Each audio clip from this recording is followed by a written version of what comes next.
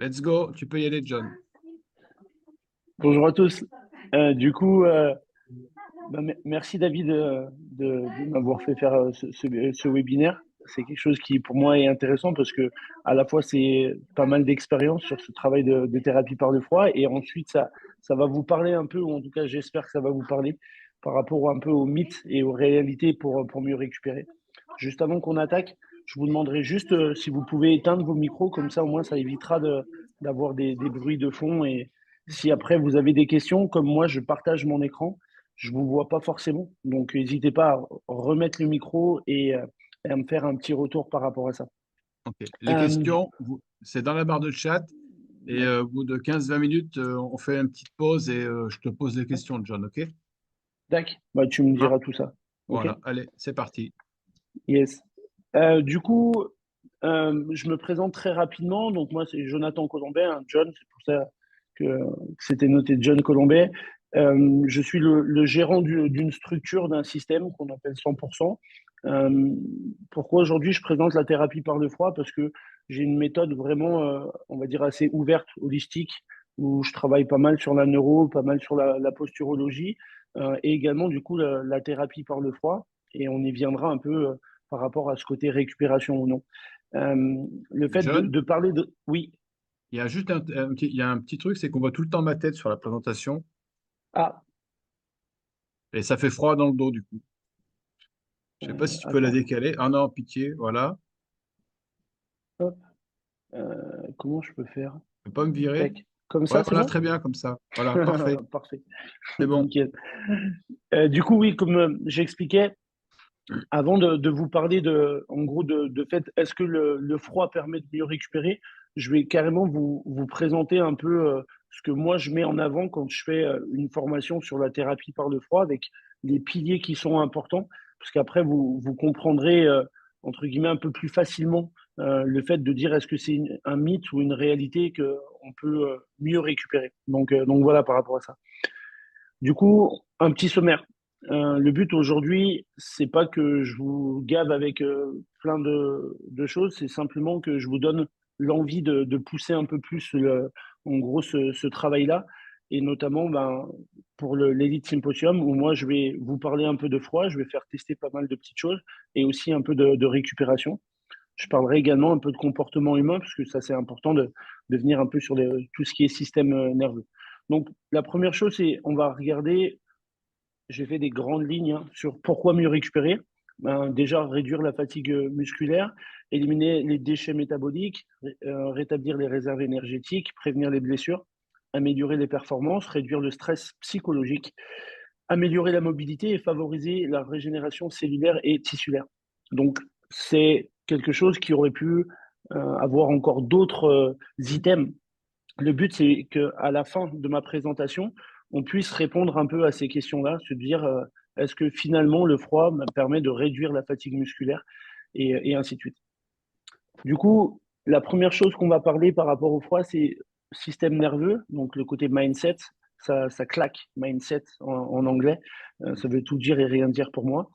Je vais vous parler de système nerveux parasympathique et système nerveux sympathique. Pour faire très simple, le système nerveux parasympathique, c'est vraiment la pédale de frein de notre système, avec un système de base qui est un système de flow, donc ça c'est un côté joie, un côté calme, et un système qui est, on va dire, le côté vraiment poussé de notre système un peu de frein, c'est le côté freeze. Donc dans le côté freeze, on voit il y a un petit item dépression. Donc quand on parle de dépression, on a l'impression qu'on parle un peu de maladie. Moi, je parle plus de côté dépression, moins de pression. D'accord? Quand on est dans cet état de freeze, ben, le corps, il se met à créer moins de pression. Donc souvent, on voit ça comme quelque chose qui est délétère, parce qu'au final, quand on est un peu tout mou, quand on est un peu vaseux, tout ça, on n'aime pas forcément. Et c'est quelque chose qui va pouvoir se passer quand on va rentrer dans une exposition au froid. C'est pour ça que je vous en parle un peu. Et après, il y a le côté sympathique. Donc ça, c'est la pédale plutôt d'accélérateur, le mode d'action, avec un côté fight. Donc un côté fight, c'est vraiment un côté, en gros, bagarre, d'accord, un peu un état de survie. Et le côté flight, c'est toujours un état de survie, mais le corps va plus fuir que, entre guillemets, accepter ce combat-là. Ça, c'est pour moi la chose la plus importante de ce webinaire, c'est de prendre ça en considération et vous devez peut-être voir un peu mon pointeur, de se dire où est-ce que je vais me situer quand je vais venir faire mon exposition au froid. Si quand vous faites une exposition au froid, je parle un peu déjà en avance de ce qu'on va évoquer aujourd'hui, et que vous êtes dans un circuit de fuite, vous avez vu la fuite, ben, ça va pouvoir créer de l'anxiété. Donc au final, ben, par rapport à notre récupération, c'est pas quelque chose qui va être intéressant. D'accord? Sur tout ce qui est aspect récupération, notre système, il va essayer de rester dans ce mode de flow, dans ce mode de récupération où nos systèmes, à la fois ben, les systèmes énergétiques, à la fois les systèmes, on va dire, un peu plus tissulaires, musculaires, vont nous permettre de pouvoir être régénérés ou en tout cas améliorer cet aspect récupération. D'accord? Quand on est dans du fight et quand on est dans un fight très extrême, bah, en fait, le système, après, il se met en mode un peu reset et il va venir basculer tout de suite dans cet état de moins de pression, de freeze. Vous l'avez peut-être connu déjà avec l'entraînement. Si vous faites un entraînement avec ce qu'on appelle un WES qui est très bas, donc weight bearing, l'impact structurel avec peu d'excentrique et peu de skill, donc c'est des efforts où on peut vraiment mettre la gomme.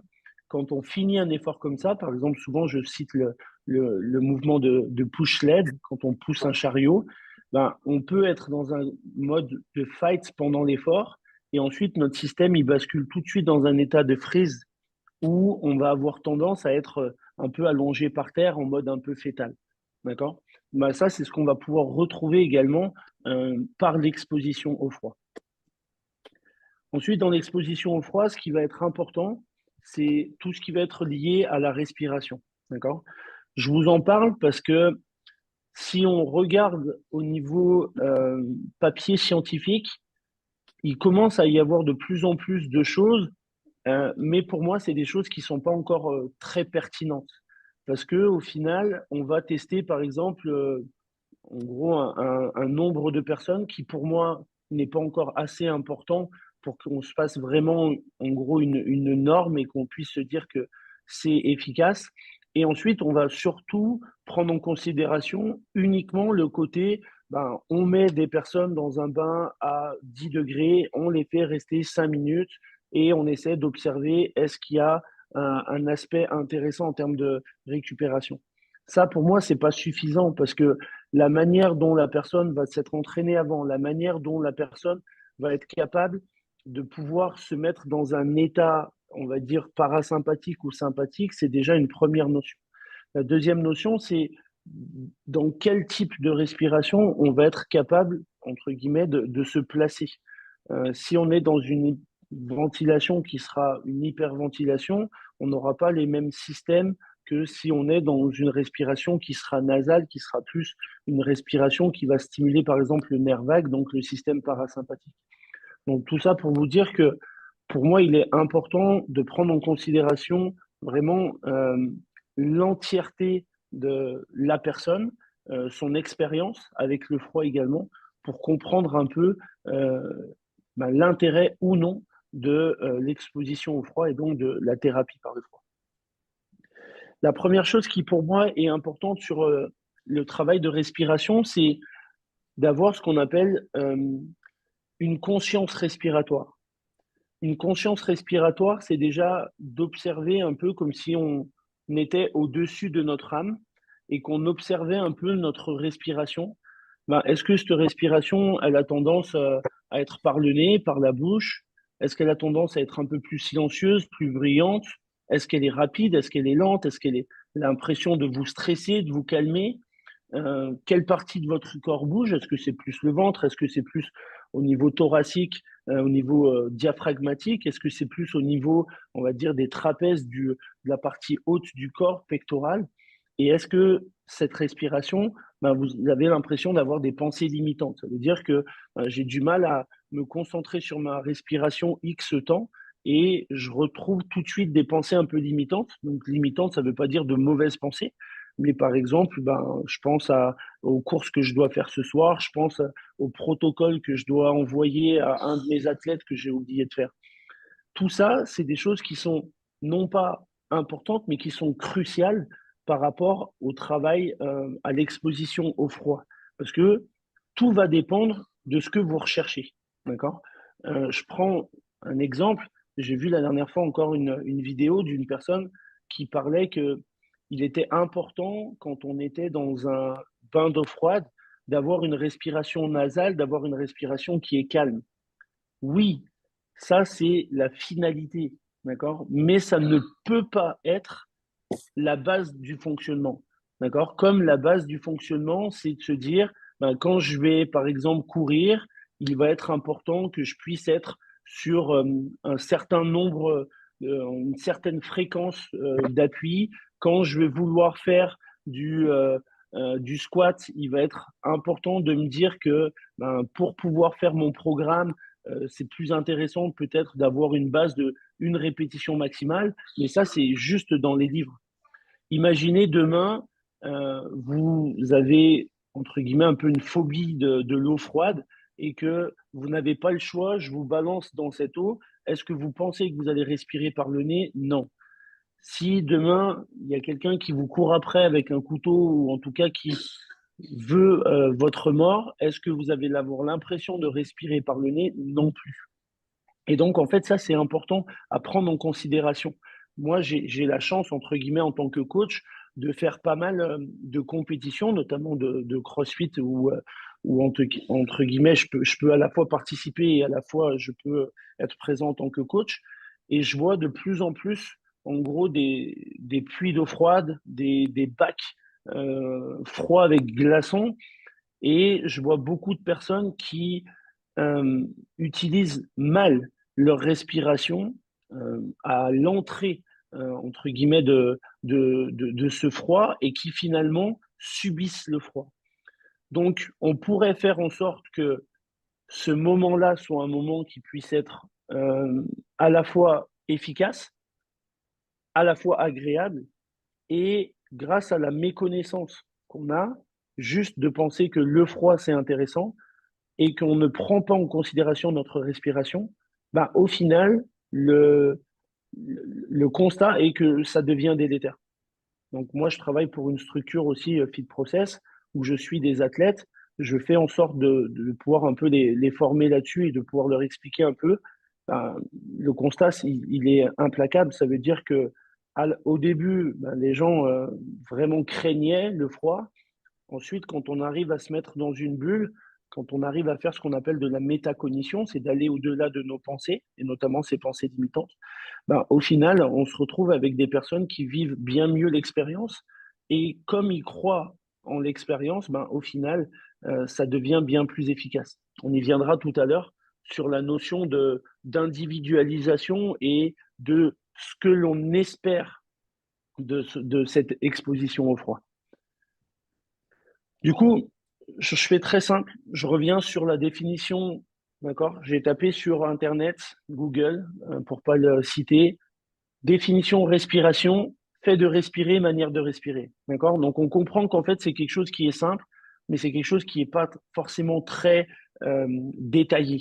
Donc, ce qui est important, c'est d'avoir en tête que euh, le but de notre respiration, c'est de faire en sorte de créer des échanges, d'accord, gazeux, entre l'intérieur de notre corps et le milieu extérieur, pour faire en sorte de pouvoir avoir, entre guillemets, énormément de choses qui va se passer, notamment entre le sang et les cellules de notre organisme. Donc, j'ai mis en gros sur la respiration le fait que, encore une fois, il peut y avoir énormément de choses qui peuvent se créer au niveau de la respiration. Comme euh, on- la respiration est quelque chose d'inconscient, parce que là, depuis qu'on a attaqué le webinaire, je ne pense pas que vous ayez pensé forcément à votre respiration jusqu'au moment où je vous en parle un peu. En fait, on pense que ça ne sert pas à grand-chose de la prendre en conscience. D'accord? Donc, tout à l'heure, je vous parlais de conscience respiratoire, ce qui est différent pour moi d'une respiration consciente. La conscience respiratoire, c'est d'observer, s'observer, respirer. La respiration consciente, c'est nous qui faisons en sorte de conscientiser notre respiration. Et là, on va se rendre compte que lors d'un travail et d'une exposition au froid, il va être très, très important d'avoir une conscience, une respiration consciente, pour faire en sorte que ce ne soit pas que nos systèmes internes et nos systèmes automatiques qui puissent euh, prendre, entre guillemets, le relais sur notre manière de s'exposer au froid.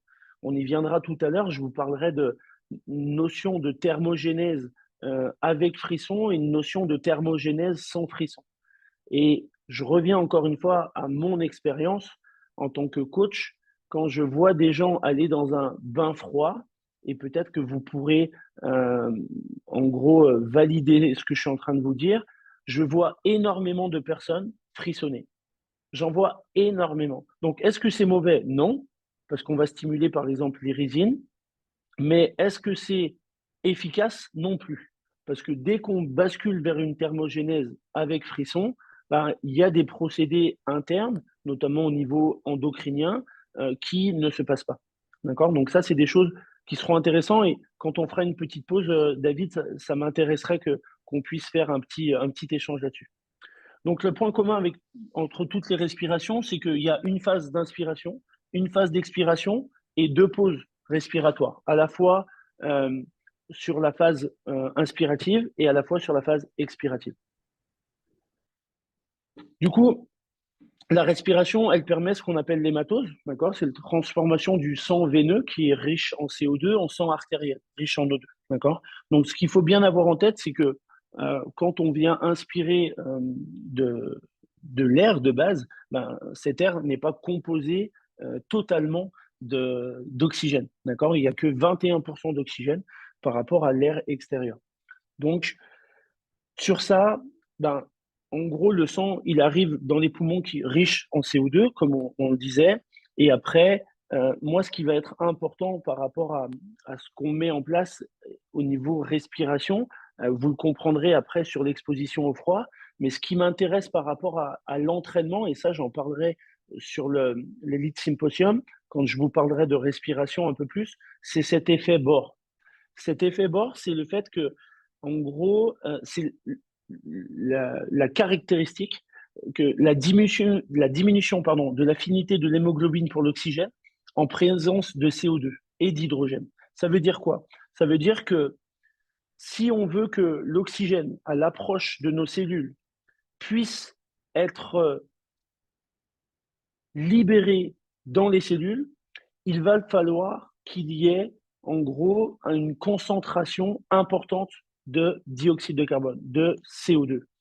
Et ça, pour moi, c'est important parce que le CO2, on le voyait depuis des années uniquement comme un déchet, alors que ce n'est pas le cas. Pour les personnes qui s'intéressent un peu à l'aspect respiration dans l'entraînement ou même dans la récupération, ben, on entend de plus en plus parler de tolérance au dioxyde de carbone. Et ça, c'est des choses qui sont importantes. Je ne vais pas rentrer trop dans les détails aujourd'hui parce que ce n'est pas non plus le but. Mais en tout cas, il est important de se dire que si on veut que nos cellules soient oxygénées le plus possible, que ça soit optimal, il faut que la concentration à l'approche et oui, à l'abord des cellules puisse être important. Et là, il y a des tests qui sont très intéressants pour tester votre tolérance au dioxyde de carbone, que ce soit des choses statiques ou que ce soit des choses qui peuvent être transférées vers l'entraînement. D'accord? Donc, il est toujours là l'intérêt. Hein. Je reviens encore une fois sur notre fil conducteur qui est la récupération. On ne peut pas vouloir améliorer notre récupération si on n'a pas une oxygénation qui est efficace au niveau cellulaire. Hop, mince, pardon, c'est pas ça. Tac. Voilà, thérapie par le froid. Du coup, on va rentrer un peu plus dans les détails de l'exposition au froid. Donc, je vais vous parler un peu des bienfaits du froid et après, vous verrez, je vous parlerai un peu plus d'aspect récupération. Donc, au niveau des vaisseaux sanguins, le rôle, c'est d'apporter l'oxygène et les nutriments dans les cellules. D'accord? Ça tombe bien, ce que je viens de vous expliquer tout à l'heure, c'est le fait de se dire que bah, y a une affinité et il y a un rôle important entre l'oxygène et le dioxyde de carbone.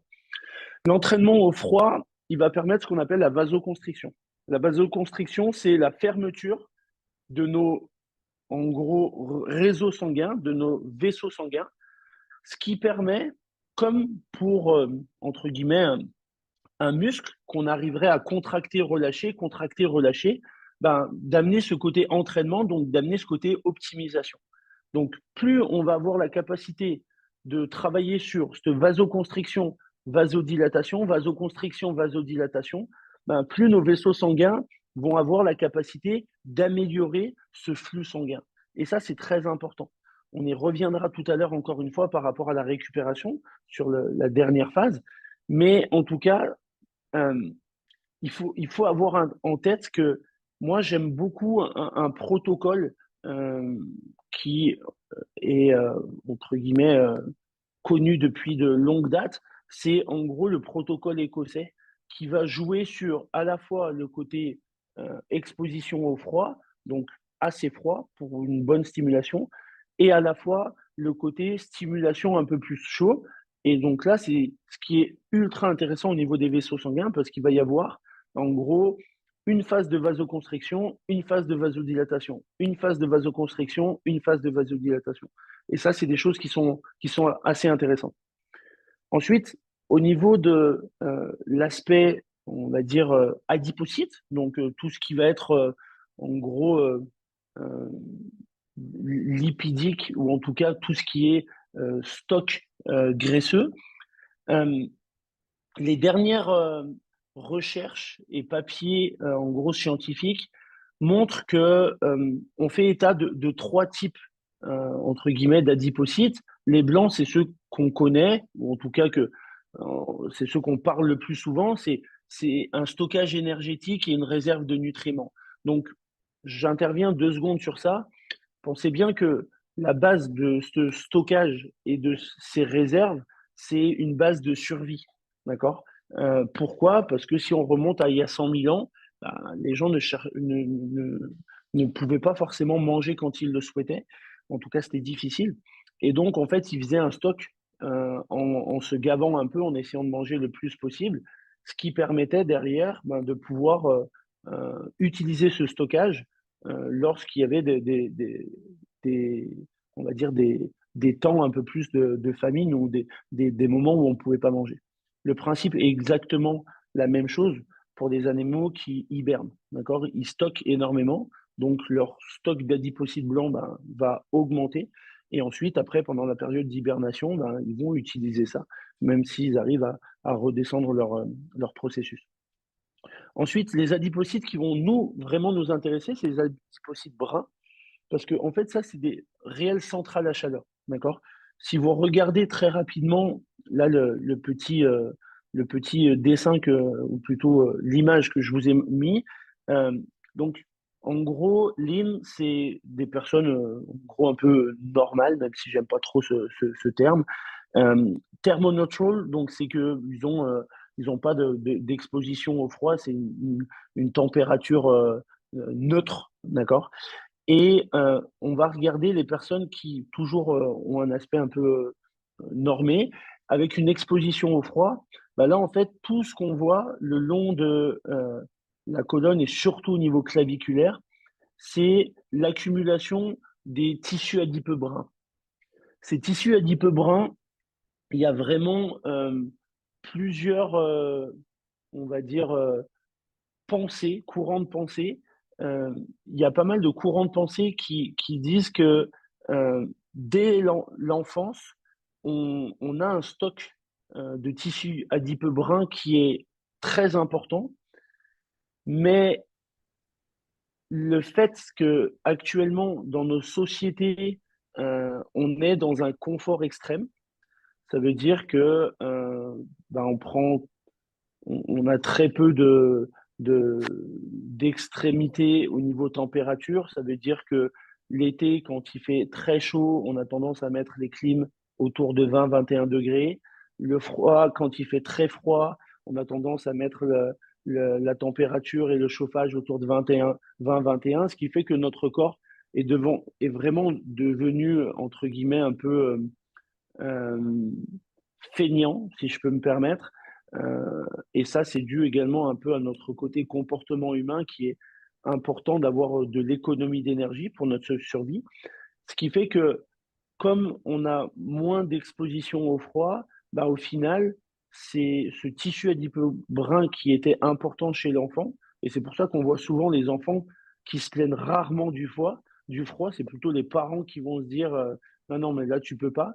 Et ben en fait, il y aurait vraiment le fait qu'on perde un peu ce tissu adipeux, ce qui montre que a priori, c'est le cas. C'est le fait qu'une exposition importante au niveau du froid va venir restimuler ces tissus adipeux. L'intérêt de ces tissus adipeux bruns, c'est qu'en fait, ben, ils sont très vascularisés, on en a parlé par rapport aux vaisseaux sanguins, et ils sont très riches en mitochondries. D'accord.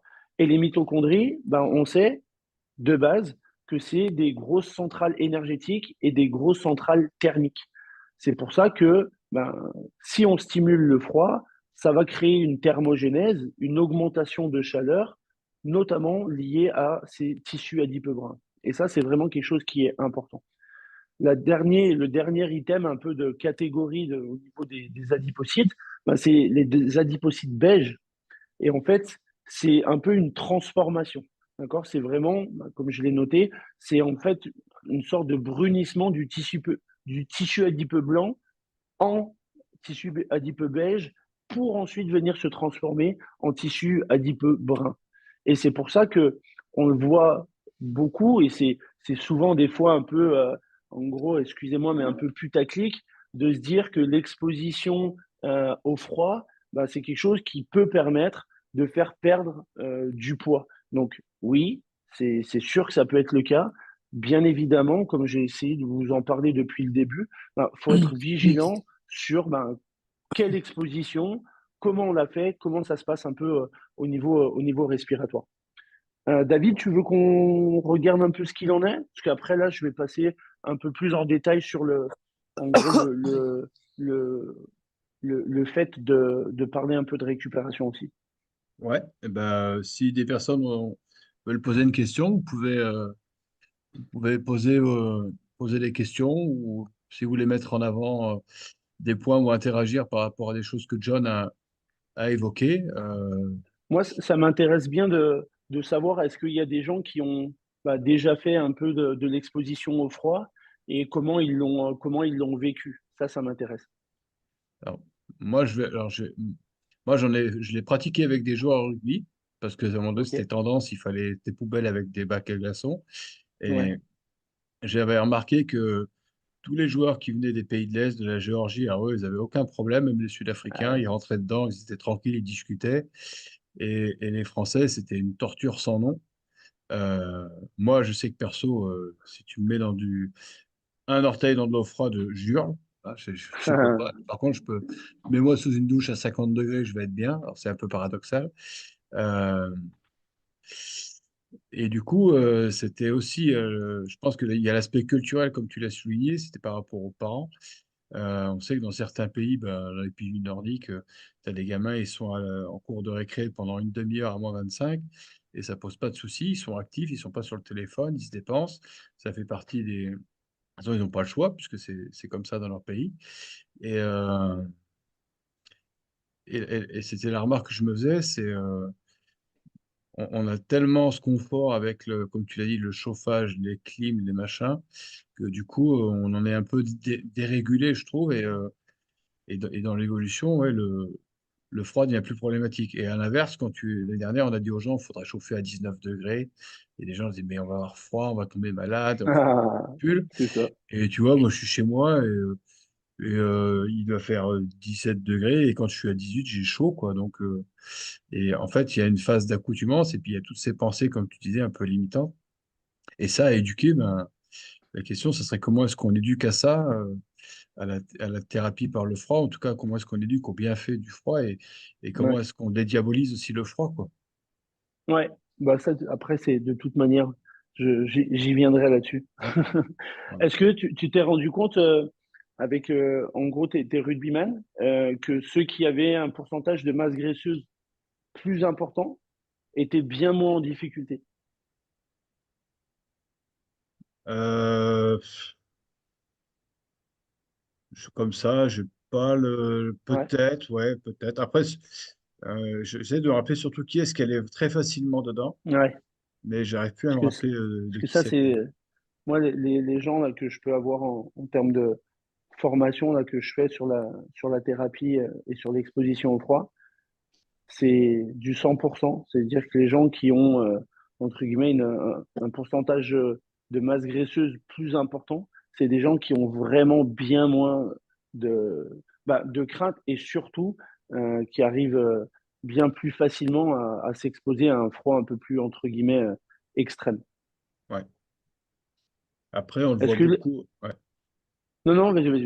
Vas-y. On le voit, je fais un parallèle, mais on le voit beaucoup dans les tournois de rugby à 7 où il y a trois matchs parfois par journée. Et du coup, c'est quelque chose qui est pas mal employé euh, en termes de procédé à récupération ou je ne sais pas si vraiment ça favorise la récupération, mais euh, c'est un truc qui est beaucoup utilisé. Et les joueurs de rugby à 7 sont beaucoup plus familiarisés à ça que les joueurs de rugby à 15. Ouais, Mm. ouais, ouais. Voilà. Et du coup, ce que je voulais poser en question, les autres, est-ce qu'il y en a qui entre guillemets, ont déjà fait ce travail par le froid et comment vous l'avez vécu? S'il y en a un ou deux qui veulent répondre, je trouve que ça Bah, peut être sympa. moi, j'avais fait des douches froides un moment. Vous Ouais, m'entendez? ouais, Ouais. ouais, bien sûr. Et j'avais une grande respiration très forte. C'est par la bouche. Et franchement, Ok. ça me faisait très stresser. Mm. Je bougeais un peu dans tous les sens. Mais après, je me sentais apaisé. Mm. Ouais. Ah, dans un deuxième temps, Ouais, c'est ça? ouais, c'est ça. Ok. Ben, du coup, en fait, pour faire un peu simple et expliquer un peu ce qui se passait toi au niveau de ton fonctionnement, c'est que dans la respiration, comme je disais un peu tout à l'heure, si on pense toujours à vouloir respirer toujours le moins possible, être en Pour moi, c'est hypocyclique, 90 degrés, si on cherche à respirer toujours par le nez, doucement, bah en fait, dès lors que notre corps nous oblige à hyperventiler, bah en fait, il n'en a pas c'est l'habitude. ça. Et donc, en Je fait, vais lui poser la ce question. qui est important pour les gens qui veulent faire, par exemple, de l'exposition au froid, c'est de pouvoir travailler aussi une respiration qu'on peut appeler holotropique. C'est une respiration où on va chercher à créer de l'hyperventilation. Mm. Et en fait, l'intérêt de ça, c'est pas de dire que l'hyperventilation, c'est intéressant, c'est juste de faire en sorte de ne pas s'arrêter sur un type de respiration. D'accord? Moi, par exemple, j'enseigne du CrossFit. La plupart peut-être connaissent. Le but, c'est pas de débattre si c'est bien ou pas, mais en tout cas, les gens qui travaillent sur de l'hyperventilation de temps à autre ben, vont bien moins mal vivre Mm. à la fois psychologiquement et à la fois physiquement parlant, ben, l'intensité haute quand le système il sera très haut. D'accord? Tu vois ce que je veux dire? Oui, oui, oui, je vois. Je comprends. En gros, D'accord? c'est le but, quoi. Et en fait, le truc, c'est qu'après, ce qui est important, c'est de se dire, si par exemple tu vas dans une douche froide ou tu vas dans un bain froid et que c'est quelque chose qui peut de base un peu te faire peur et que c'est quelque chose qui t'as pas l'habitude, bah, il faut, dans un premier temps, sur les 30, 40, 50 premières secondes, avant d'y aller, bah, habituer ton système. Si tu vas chercher à créer de l'hyperventilation, ton système, il va vouloir se défendre. Et en fait, la meilleure chose pour, entre guillemets, se Mm. défendre à ça, c'est que lui, il se dit, waouh, s'il hyperventile, c'est qu'il y a un stress qui est pas forcément bon, ou en tout cas qui va me demander de solliciter mon système de manière un peu plus poussée, et donc il va créer de la chaleur. Et donc après, en fait, quand tu vas t'exposer au froid, ben, en fait, cette chaleur te permettra de pas subir. Et après, ce que tu disais dans le deuxième temps, c'est que là, on est dans un système sympathique quand on fait de l'hyperventilation. Et après, quand on va arriver à créer du calme dans ce froid, bah, en fait, là, on va rebasculer tout de suite dans un système parasympathique, un système de calme. Et c'est ça, en fait, un des bienfaits du froid, c'est vraiment d'avoir la capacité de se dire, bah, on passe un peu par tous les systèmes. Ça veut dire, au départ, on est en sympathique à fond parce que bah, le corps, il n'a pas l'habitude, il ne sait pas trop ce qui se passe. Et après, on rebascule dans un système parasympathique. Là, il y a pas mal de choses qui sont prouvées maintenant là-dessus, où le froid, quand il n'est pas subi, il va stimuler le nerf vague. Et on sait que le nerf vague ben, est très important par rapport à notre système parasympathique. C'est mieux d'aller tout doucement, en gros, de monter crescendo les températures. Bah, en fait, on y viendra juste après tout à l'heure, mais en fait, ce qui sera intéressant, c'est de pouvoir jouer sur les deux. Ça veut dire pouvoir jouer un peu comme David il le disait, ça veut dire quelque chose qui nous paraît pas froid. Ça veut dire, ben, au lieu d'être à 20 degrés chez moi, je suis à 19. Donc, en fait, ça, c'est quelque chose qui se fait au quotidien, mais c'est une exposition au froid, parce qu'on descend de 1 degré, après, on peut même descendre un peu moins. Après, on peut aller chercher, en gros, son courrier en t-shirt au lieu d'aller le chercher en pull. Ça, c'est une exposition qui est régulière. Cette exposition régulière, elle est peu intense, mais elle doit être vraiment perdurée dans le temps. Et après, quand on fait une exposition qui sera plus, on va dire, un mode choc, ben ça, il faut faire en sorte que ça puisse être court. Donc, automatiquement, si tu fais un puits d'eau froide à 0 degré que tu n'as jamais fait, tu n'y resteras pas 15 minutes. Et il faut faire attention que ça ne se répète pas trop souvent. Parce que le problème, c'est qu'après, au lieu d'être dans un stress qui sera euh, adaptatif, on sera sur un stress qui sera, à l'inverse, agressif. Et ça, c'est ce qu'on ne veut pas avec le froid. Et c'est là où, ben, après, on en parlera juste après, mais c'est les méfaits de l'exposition au froid. C'est de se dire, j'ai fait un entraînement très intense, je suis claqué, mais on m'a dit que l'exposition au froid me permettrait de récupérer. Mais non, c'est pas vrai, ça sera l'inverse. Ça va défoncer notre système parce que le corps, il peut pas de nouveau se battre une deuxième fois pour venir recréer de la chaleur. Je comprends. Il y a, Donc voilà.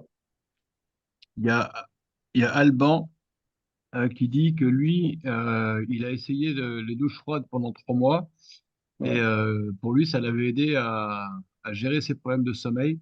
Il se sentait plus détendu et il avait Ah remarqué oui. une progression par rapport à sa résistance au froid. Ouais. Ben, en fait, l'intérêt, donc là, moi, je suis pas scientifique, donc je peux pas rentrer plus dans les détails, mais en fait, ce qui se passe, et moi, je m'en rends compte avec les gens que j'ai pu former, c'est que on crée un équilibre. On crée un équilibre entre notre système parasympathique et le système sympathique. Quelqu'un qui dort mal, donc Alban, je te connais pas, mais il peut y avoir pas mal de raisons de pourquoi je dors mal. Ça peut être des pensées limitantes.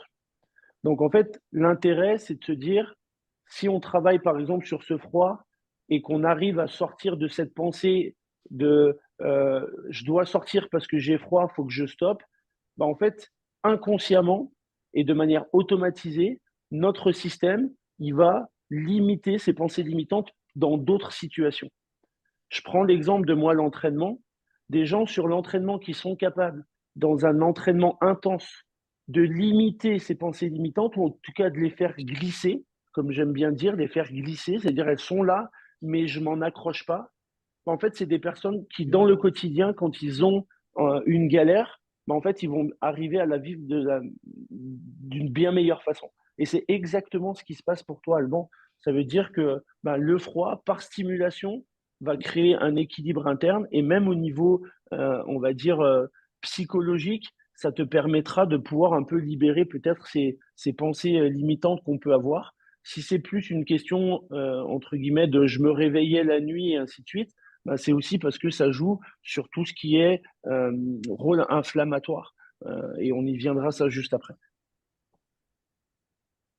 Il y a Didier qui disait qu'il a eu pas mal utilisé. Alors, je sais pas s'il veut faire un petit retour d'expérience sur J'ai des peur applications. que vous entendiez beaucoup de bazar parce que je suis dans une salle de muscu là.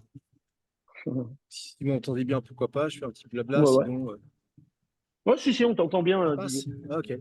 Ouais, ouais. Alors j'ai commencé en 2009-2010 quand j'emmenais les étudiants à Buja. Parce que là-bas, il y a un petit caisson en fait, de 2 mètres cubes où je faisais descendre la température vers 8 degrés. Donc, après chaque séance de sprint, on y passait. Mais effectivement, c'était senti comme une agression et ça criait très aigu pour rentrer dedans. Ouais. Les protocoles, j'en ai cherché plein. D'ailleurs, je ne fais pas de la pub pour le bouquin, hein. Il y a une partie sur le froid dans le livre, parce que je me suis beaucoup documenté. J'en ai fait acheter à des footballeurs pro. Ils l'ont acheté, mais jamais utilisé. C'était une boîte à Toulouse qui vend du matériel pour le froid. Je l'ai testé avec des rivières. Bon, j'ai fait beaucoup de choses. J'en ai jamais ressenti de bénéfice, pour être franc, moi, personnellement. Ouais.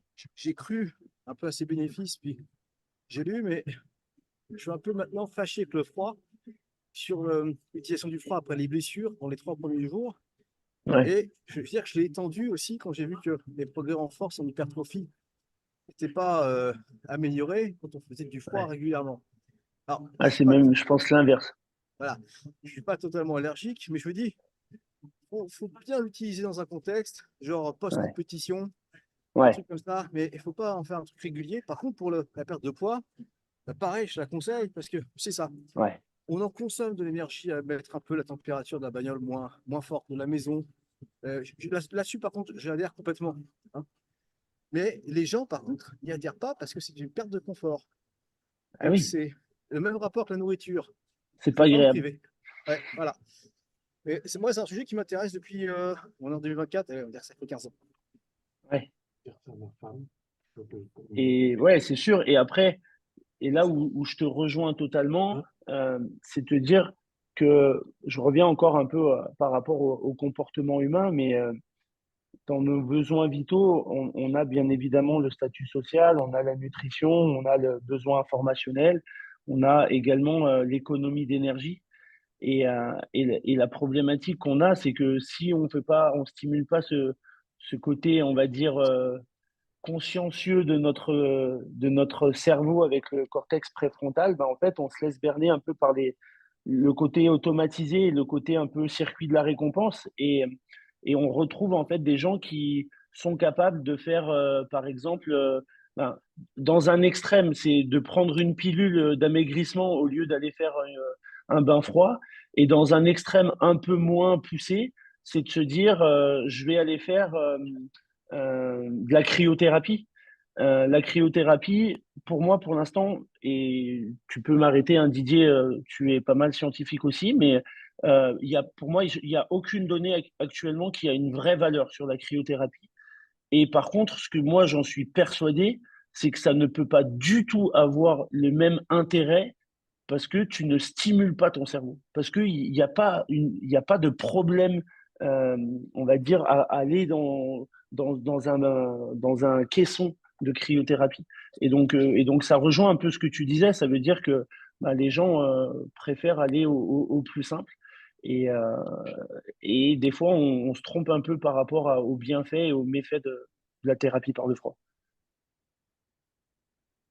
Bah, c'est un petit point que tu as dit tout à l'heure, je l'ai bien aimé parce que je ne l'ai pas creusé. C'est le fait d'adhérer à un protocole ou de s'y habituer. Et peut-être que ça change tout. Et que si on ne le subit pas comme une agression, peut-être que ça devient positif. Moi, ça, j'aime bien. C'est pour ça que j'écoute. J'ai hâte de voir la suite. C'est gentil. Du coup, je continue, David? Oui, il y avait juste Hector qui nous faisait part Ah, vas-y, vas-y. de Ouais, bien son sûr, bien sûr. expérience dans le chat. Il disait qu'il avait testé la douche froide euh, pendant plusieurs semaines et pas mal pour le travail de respiration sous stress. Et Ouais. ça l'a aidé à récupérer de ses séances en muscu, en prépa physique. Et il a ressenti un bien-être immédiat. Après, il a gardé une discipline. Il commence ses journées par ça. Alors, il est plutôt à utiliser de l'eau très froide sur. Alors, Didier, Didier va peut-être réagir, mais il garde l'eau très froide pour anesthésier un peu les courbatures et les jambes lourdes. Voilà.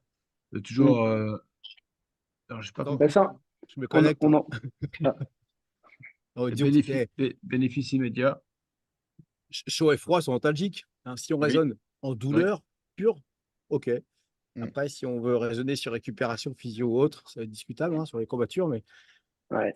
mais pour de l'antalgique, voilà, pas discutable. Ouais. Oui, oui, c'est sûr. C'est sûr. Je suis, Allez, on je reprend le suis fil. d'accord avec ça. On reprend le Allez. fil. Merci. Du coup, dans les bienfaits du froid, ben, on parle un peu de côté alimentation, hein. Pourquoi? Parce que ben, l'alimentation, je ne sais pas si certains s'en rendent compte, mais quelqu'un qui peut avoir un peu à la maison un peu froid parce que c'est pas très chauffé, dès lors que vous allez avoir une alimentation dense, donc quand je parle de dense et de très calorique, bah, en fait, la dégradation nutritionnelle, elle va produire de la chaleur et c'est ce qu'on appelle la thermogénèse qui est sans frisson. D'accord? On y viendra un peu plus tard. Ensuite, je vais vous parler un peu des cytokines. Le but, en fait, de ça, c'est, on y viendra plus tard, hein. Je parlerai un peu plus d'inflammation et notamment de la cytokine IL-6. Euh, mais c'est de se dire que l'exposition au froid, ça permettrait, donc je dis bien ça permettrait, parce que pour moi, encore une fois, il y a rien de vraiment euh, très, très calé là-dessus, mais en tout cas, il y a pas mal de papiers qui vont dans ce sens, d'avoir une régulation de l'hyperglycémie et de favoriser la sensibilité à l'insuline. Et ça, pour moi, c'est très intéressant parce que ça voudrait dire que ça peut être une piste intéressante pour les gens qui sont diabétiques et les gens qui connaissent de l'obésité parce que on se rend compte que la problématique de la sensibilité à l'insuline est vraiment quelque chose qui entre guillemets, qui est une cause pour pas mal de choses, notamment sur le côté prise de poids, obésité, et bien évidemment pour des personnes qui peuvent être diabétiques. Au niveau du système immunitaire, donc en fait, l'intérêt, c'est de venir un peu stimuler tout ce qui est globules blancs. Donc le rôle du froid sur le système immunitaire, ben, c'est très simple, c'est que, comme on l'a dit tout à l'heure, c'est que le froid, c'est perçu par le corps comme un stress physique. D'accord? Donc quand on s'expose au froid, automatiquement, il y a un stress physique qui fait que notre système nerveux sympathique se met en route. Et comme il se met en route, ben, derrière, ben, il y a une stimulation de notre système immunitaire, notamment par rapport à tout ce qui va être stimulation au niveau hormonal, testostérone, hormones de croissance, cortisol, adrénaline, noradrénaline. On y viendra un peu plus tard. D'accord? Et donc, du coup, ben, cette exposition au froid ben, va venir stimuler le système immunitaire qui, lui, ben, a un peu une impression d'être en danger de mort.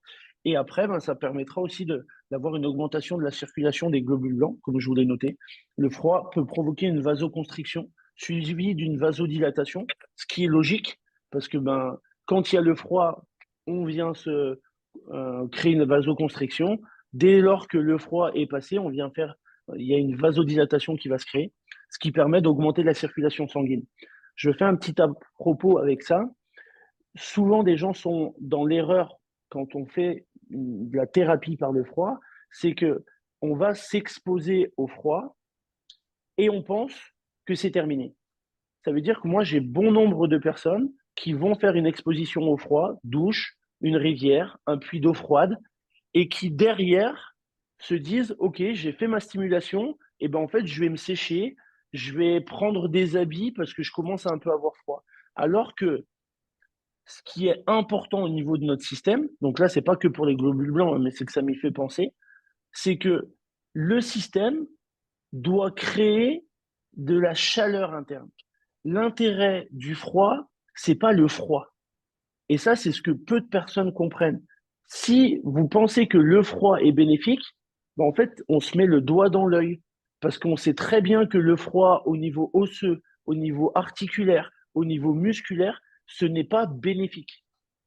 Testez-vous pour des personnes qui ont par exemple un peu de la rigidité en chaîne postérieure.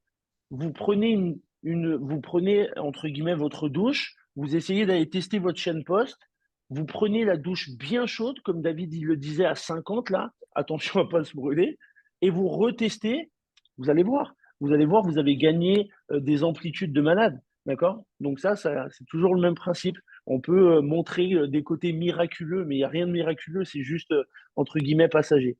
Donc, ce qu'il faut faire très attention quand vous faites une exposition au froid, c'est qu'est-ce qui va se passer derrière. Parce que c'est ça le Saint Graal. Le Saint Graal, c'est pas l'exposition. D'accord? Même si c'est difficile de dire qu'est-ce qui est bon et pas bon. Ce qui est important, c'est ce qui se passe derrière. Et encore une fois, ce qui se passe derrière, ça va se passer avec une respiration qui sera bonne. D'accord? Donc, ayez bien ça en tête. Après, réponse draénergique, pardon. Ça, c'est ce qu'on parlait tout à l'heure. Du coup, on va parler de stimulation sur entre guillemets, des hormones sur des résines qui est plutôt une myokine. Donc, ce qui va dans le sens du bienfait du froid, c'est que, par exemple, le froid, il peut stimuler la libération d'hormones de croissance, d'accord, qui aident de base à la récupération et à la croissance des tissus, d'accord, y compris au niveau musculaire. Ce qu'il faut avoir en tête par rapport à ça, c'est que ça, c'est juste un livre. Ça veut dire que dans les livres, c'est écrit comme ça. Maintenant, moi, je suis quelqu'un du terrain. Si vous faites en sorte de faire un froid et que ce froid, il est mal vécu, il n'est pas adaptatif, mais il est agressif, je peux vous assurer que j'ai pas le matériel et pourtant Dieu sait que j'aimerais faire des grosses études. Je suis persuadé que de toute manière, la stimulation au niveau de l'hormone de croissance ne se fera pas. Et ça, c'est quelque chose qui est important. C'est de se dire que c'est pas bien ou mauvais, c'est de se dire quel est l'équilibre, vers quoi je tends vers. D'accord? Je vous prends un exemple. Cet après-midi, j'ai fait un intervalle au vélo, à l'éco-bike, pour ceux qui connaissent. C'est quelque chose qui est très intéressant pour, entre guillemets, le côté metabolic conditioning. Si maintenant, à chaque fois que je fais de l'éco-bike, je le vis mal, j'ai envie de vomir, je m'arrête avant la fin de mon intervalle, je peux vous assurer qu'il y aura il y aura aucun, intérêt pour moi de faire un intervalle à l'éco-bike. Et c'est ce que disait un peu euh, ben, David, c'est ce que tu disais un peu par rapport à ce que j'ai amené tout à l'heure et que Didier a amené aussi sur le fait d'amener de la progressivité en fait. Et ce qui pour moi est important, c'est de se dire que on sera tous dans l'erreur, je me mets dedans, si on pense que l'exposition au froid, c'est juste quelque chose de comme ça. Ok, j'ai fait un, allez, un 5x10 sur du développé couché, je dis n'importe quoi, et je vais faire en sorte d'aller stimuler le froid, l'exposition au froid, parce que on m'a dit qu'il y avait une stimulation de l'hormone de croissance.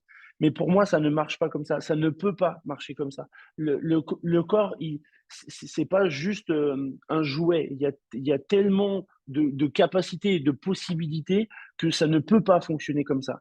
Donc, tant qu'on n'est pas capable de se dire je fais une exposition qui va être limitée dans l'intensité, mais un jour ou un autre, je tape du poing sur la table et je vais faire une exposition qui sera vraiment poussée, de toute manière, ça ne tiendra pas dans le temps.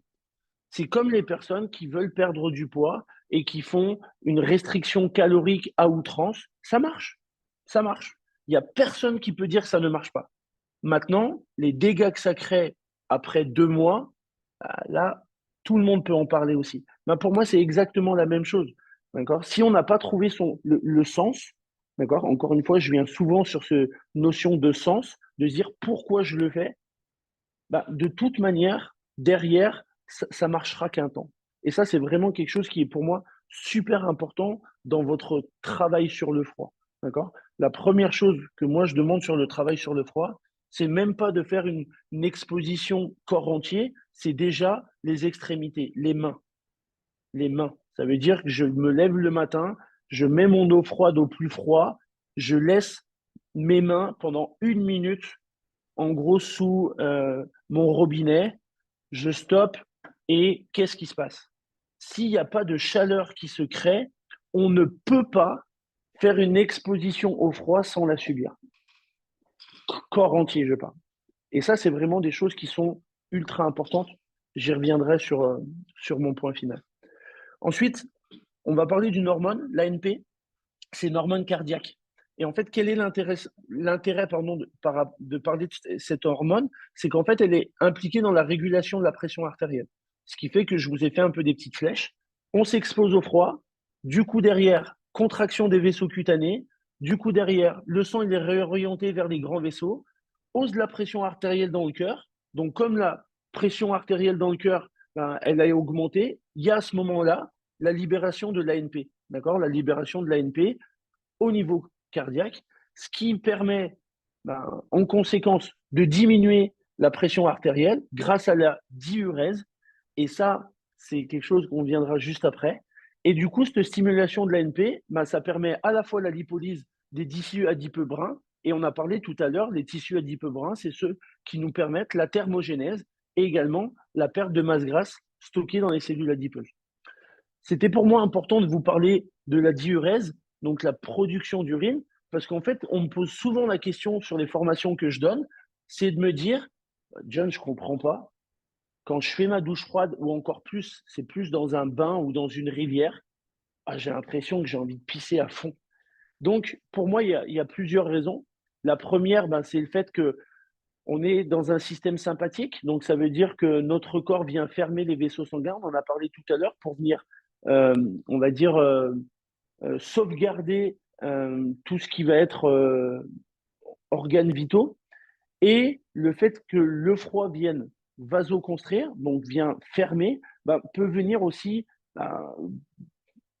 entre guillemets, appuyer au niveau de la vessie, au niveau de tout ce qui est système qui va pouvoir créer, entre guillemets, l'envie d'aller aux toilettes.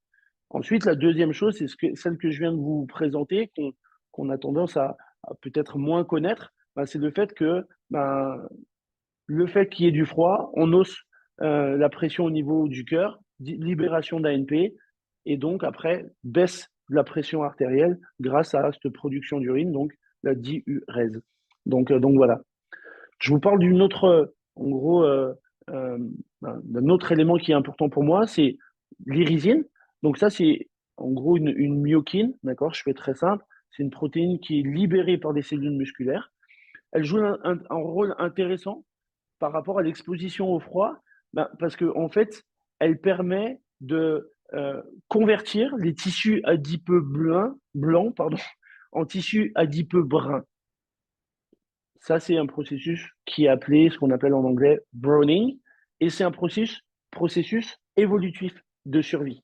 Ça veut dire quoi? Ça veut dire qu'on s'imagine il y a 100 000 ans, j'ai un peu de bourrelet parce qu'on faisait moins attention que maintenant, parce que maintenant, notre survie, elle est rarement en jeu. Et ben en fait, s'il y avait une période de froid extrême, et si on voulait être encore là en 2024, donc évolution de l'espèce, ben en fait, on était obligé de venir créer de la chaleur. Et cette chaleur, ben, on venait la créer grâce à la conversion de nos tissus adipeux blancs. Donc ça, c'est ce qu'on peut élaborer comme le tissu adipeux, comme je disais tout à l'heure, un peu originel de base, vers un tissu adipeux brun qui permettra de stimuler, entre guillemets, les réserves de notre corps pour créer de la thermogénèse, donc de la création de chaleur. Inflammation et froid. On vient un peu plus sur les principes de, on va dire, de récupération. Donc, quand on fait une exposition au froid, il y a une réduction de la circulation sanguine. D'accord? Donc, ça, c'est quelque chose qui est important de bien avoir en tête. Et Didier m'a pris le pas par rapport à ça tout à l'heure. C'est qu'en fait, c'est sûr que l'exposition au froid, elle permet de minimiser ce qu'on appelle l'enflure et l'inflammation aiguë. Mais la problématique, c'est que ça peut également limiter l'apport des cellules immunitaires et de nutriments qui permettent la récupération et donc la réparation sur du long terme. Et c'est là où même moi, j'ai pas mal de gens que je côtoie qui sont kinés, qui sont physio, un peu moins ostéopathes parce qu'ils font un peu moins de froid, mais on essaie et ils viennent de moins en moins, notamment pour les douleurs chroniques. On y viendra par rapport au type d'inflammation, à une exposition, en tout cas le pistolet de froid qui allait bien passer un moment. En fait, on s'est rendu compte que oui, il y avait sur l'instant un côté curatif pour moi, mais c'est pas un côté préventif. Donc il y a la douleur, les entre guillemets le côté nociception est vraiment sollicité, mais c'est plus un côté un peu un cache-misère. Donc là, il faut faire très attention par rapport à ça. Et du coup, ben, ça parle également ben, de l'effet sur les processus de guérison. La chaleur, ce que je disais tout à l'heure, contrairement au froid, elle favorise l'expansion des vaisseaux sanguins, donc ce qui peut faciliter le processus de guérison. Donc, dans ce que je vous disais tout à l'heure, L'intérêt pour moi de l'exposition au froid, c'est pas le froid, c'est notre capacité à créer de la chaleur. Et ça, je veux vraiment que vous le reteniez, notamment avec les systèmes nerveux sympathiques et parasympathiques. On ne doit pas faire du froid pour faire du froid. Ce sera ma conclusion tout à l'heure. On doit faire du froid pour stimuler notre corps, pour recréer une chaleur interne. Pour moi, c'est la Hmm. seule raison. Quelqu'un voulait parler? Non, c'est bon? David, il y avait quelqu'un qui... C'est pas Zoom qui a dit une alerte? Non, Ah, je non, sais pas du tout. non, c'est qu'il y a eu un petit micro qui s'est allumé. Euh, D'accord, ok. Je continue. Donc, du coup, ce que je disais, je vais vous parler du yoga Tumo. Le yoga Tumo, c'est bien plus ancestral que tous les procédés de froid qu'on peut voir actuellement fleurir un peu sur les réseaux sociaux. Si on s'intéresse au Tumo, le Tumo, c'est pas le froid. Le Tumo, c'est en gros la création de chaleur interne. Et pour moi, en fait, ça veut tout dire. Si vous faites du froid pour faire du froid, premièrement, vous allez le subir. Deuxièmement, ça deviendra délétère pour l'organisme. Si maintenant vous faites du froid et que pendant que vous faites ce froid, votre respiration, votre concentration vous permet de manière, on a l'impression qu'au départ c'est magique, de sentir une chaleur interne, là vous avez tout gagné. Et quand je dis vous avez tout gagné, c'est que c'est quand on est dans l'exposition au froid. Dans ma salle, j'ai la chance, ou non, parce que c'est moi qui l'ai choisi, qui ai investi là-dessus, d'avoir un sauna et d'avoir un puits d'eau froide que je peux basculer jusqu'à 0 degré. Je suis quelqu'un qui est habitué du travail sur le froid. Il y a des jours, je vais faire une exposition et je sens qu'il n'y a aucune chaleur qui se crée.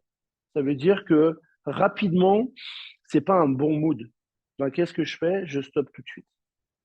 Maintenant, un jour où je vais au froid, j'arrive à respirer, j'arrive à me être en métacognition, comme j'expliquais tout à l'heure.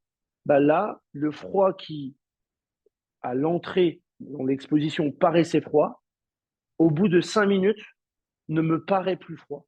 Et j'ai l'impression que l'eau est devenue chaude. Donc, vous avez peut-être l'impression que je suis un fou, mais c'est exactement ce qu'on doit arriver à ressentir.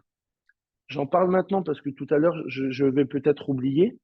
Et c'est la grosse différence en termes de douche versus bain ou versus rivière où il n'y a pas de courant.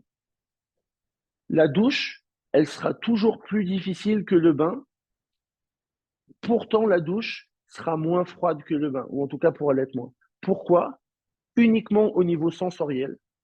C'est qu'au niveau sensoriel, la douche crépite sur votre peau et donc n'habitue jamais votre peau et donc vos capteurs au niveau sensoriel, l'épiderme, à se dire, ben, ok, c'est bon, maintenant je suis habitué. Il y a toujours en gros le crépitement qui vient, excusez-moi du terme, mais faire chier nos capteurs.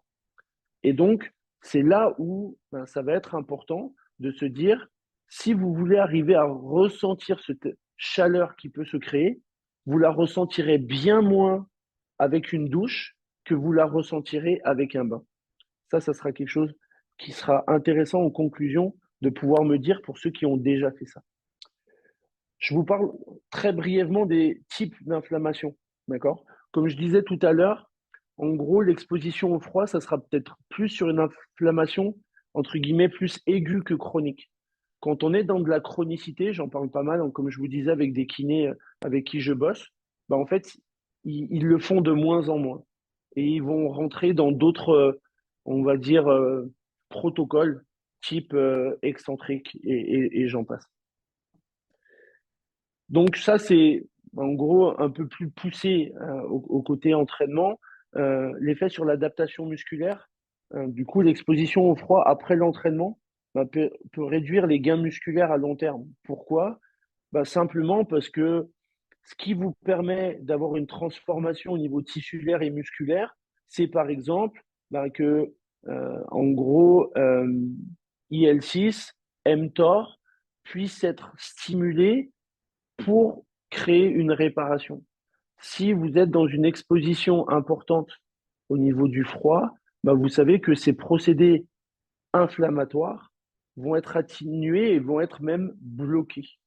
Donc, il y a une réelle problématique de vouloir faire du froid avec un objectif d'hypertrophie, avec un objectif de développement de la force. D'accord? Le principe est le même en termes d'impact sur la force et l'endurance. Récupération perçue versus récupération réelle. Ça, c'est ce que tout à l'heure, je voulais vous amener. Ça veut dire que, comme on sait que le froid, c'est quelque chose qui permet de récupérer, bah, en fait, il y a un peu un côté placebo, en fait. Ça veut dire, ben, ouais, on me l'a dit, ouais, j'ai testé, je suis dans un biais de confirmation. Ça veut dire que j'ai une bulle de filtre de peut-être 30 personnes autour de moi qui me disent, ah, c'est trop bien. On est dans une compétition, quelle que soit la compétition, et on se dit, allez, vas-y, on y va. Euh, ben, automatiquement, quand on fait quelque chose et qu'on y croit, ben, il y a déjà plus de chances que ça fonctionne. Et c'est là où il faut faire attention, comme je le disais en amont, c'est de se dire, pour l'instant, il n'y a pas énormément de papiers scientifiques, de méta-analyses qui montrent les bienfaits de l'exposition au froid sur la récupération. Donc ça, c'est vraiment quelque chose qui est très important. Variabilité individuelle. Donc, comme je le disais tout à l'heure, hein, je ne vais pas repartir là-dessus, mais c'est individuel en fait. Ça veut dire qu'est-ce que bah, où est-ce que vous en êtes en fait? Où est-ce que vous en êtes du froid? Si le froid pour vous, je fais toujours ce questionnaire quand je commence une formation de thérapie par le froid. Je demande qu'est-ce que le froid vous, vous témoigne? Qu'est-ce que ça vous fait penser? Je peux vous assurer, ça par contre c'est des stats. J'ai formé, ou en tout cas des gens qui ont fait ma formation sur 5 ans. J'ai plus de 50 personnes. C'est pas non plus énorme, mais c'est déjà quand même une première bonne chose.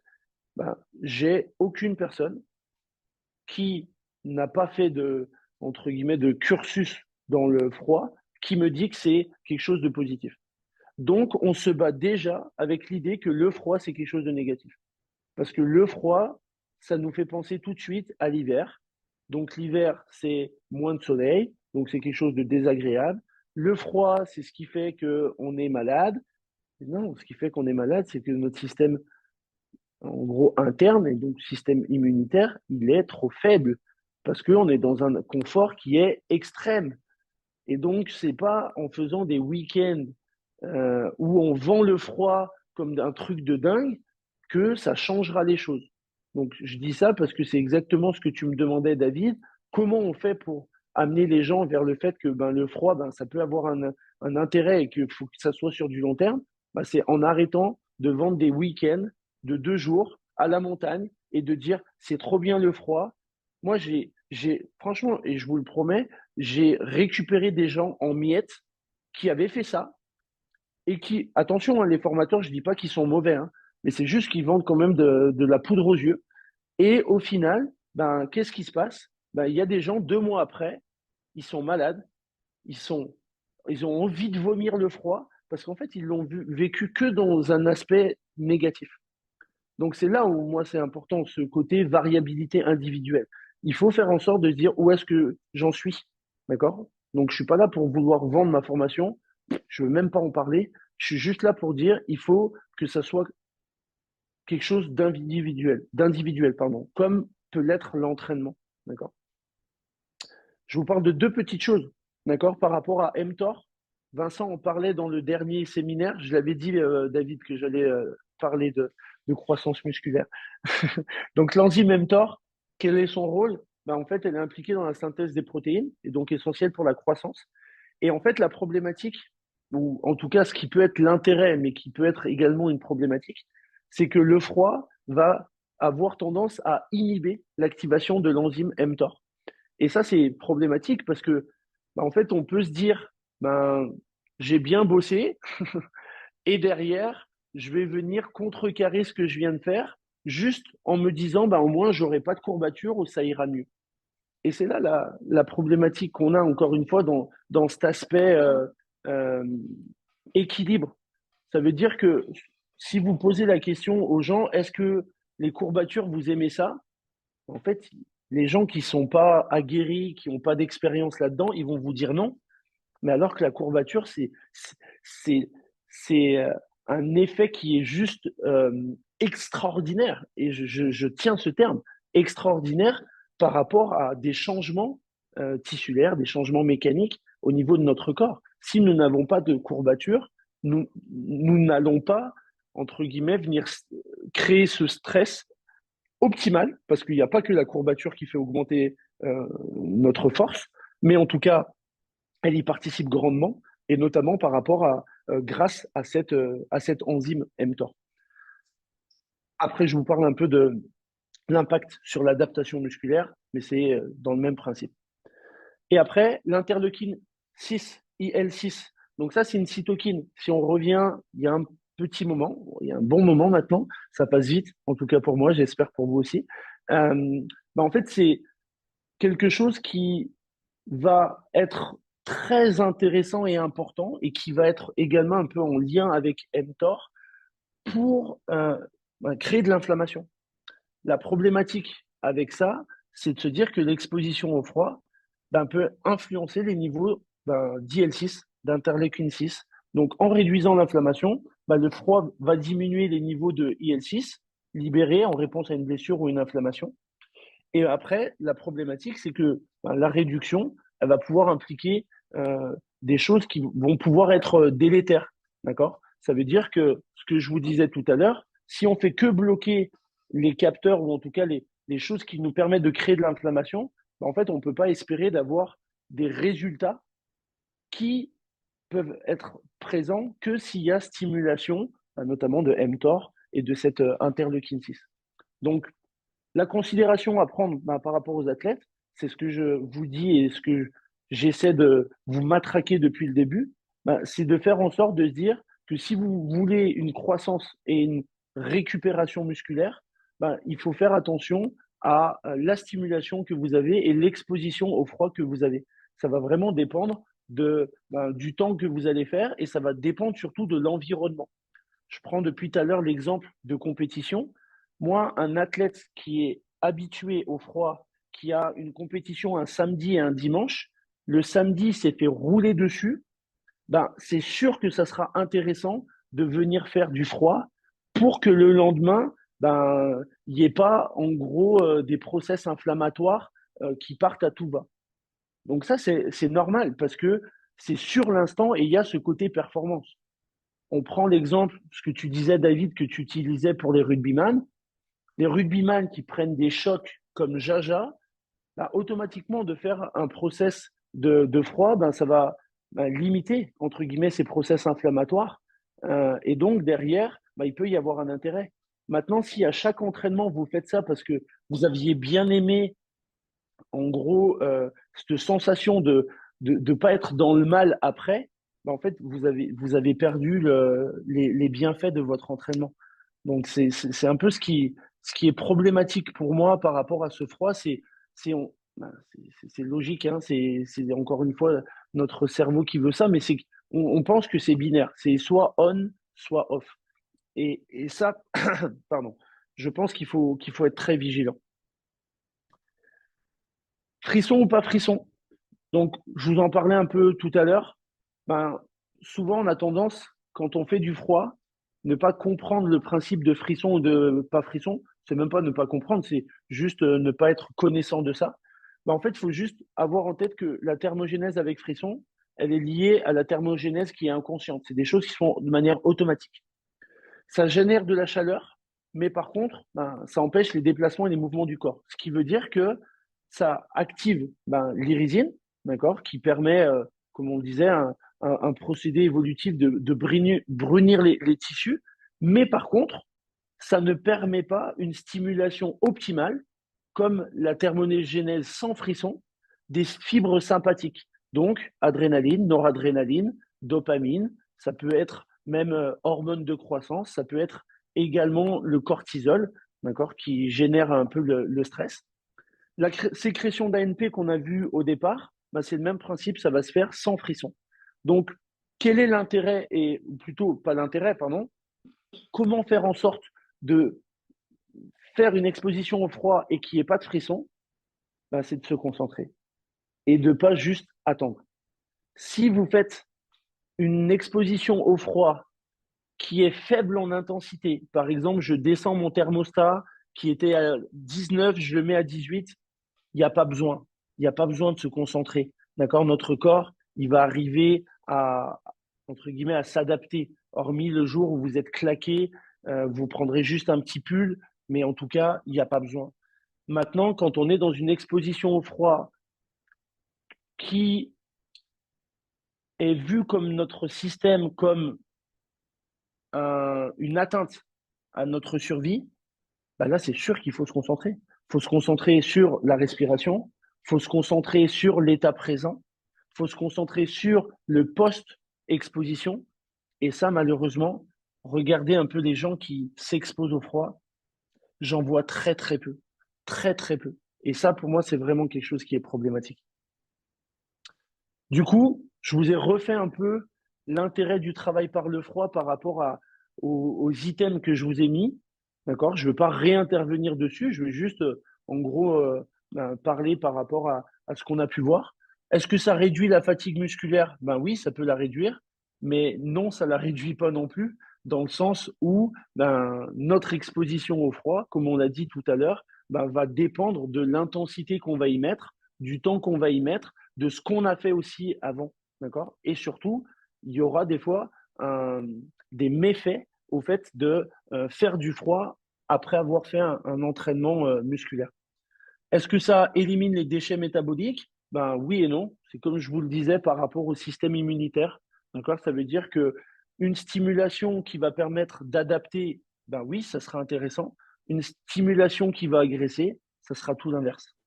Est-ce que ça rétablit les réserves énergétiques? Non. D'accord? On ne peut pas attribuer tout au froid. Donc là, ça passera essentiellement par la nourriture. Est-ce que ça prévient les blessures? On pourrait rentrer plus dans les détails et dire un petit oui. Je ne suis pas là pour vendre, entre guillemets, le froid. Mais en tout cas, ce qui est sûr, c'est que de base, bah non, ça ne prévient pas forcément les blessures. Pour moi, ça peut prévenir la blessure. C'est plus d'utiliser le froid comme une substitution à un entraînement. Ça veut dire qu'au lieu d'être encore une fois de plus sur un système sympathique, bah, on sait qu'on va faire par exemple un travail sur le froid et le chaud, donc dans ce protocole un peu écossais. Et ça, par contre, ça va prévenir les blessures. Parce qu'on ne sera pas dans un système sympathique, mais on va venir, entre guillemets, travailler un peu sur la notion de froid-chaud avec tout ce qu'on parlait au niveau vaisseau sanguin, vasoconstriction, vasodilatation. Est-ce que ça améliore les performances? Ben, c'est un peu le même principe, il n'y a pas de vérité absolue. Oui et non, c'est toujours en gros un côté où est-ce que je mets mon curseur. Sur le stress psychologique, c'est la même chose. D'accord? Si vous avez envie de vomir le froid, ben, c'est peut-être que vous y êtes allé en mode un peu commando, en mode combattant. Moi, j'ai un ami, ben, David, tu le connais, Florent Paillasson, qui va intervenir aussi pour les lignes Symposium, qui lui a envie de vomir le froid. Ben, c'est normal, il était militaire, il a fait euh, les chasseurs alpins. Ben là, je peux vous assurer qu'ils les ont pas mis dans de l'adaptation, ça a été toujours de l'agression.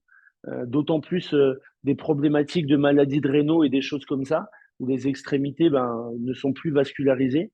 Ben, automatiquement, le froid, quand moi, il vient à ma salle, en fait, il me dit juste tu m'oublies. Donc, c'est compréhensible. Est-ce que ça améliore la mobilité? Non.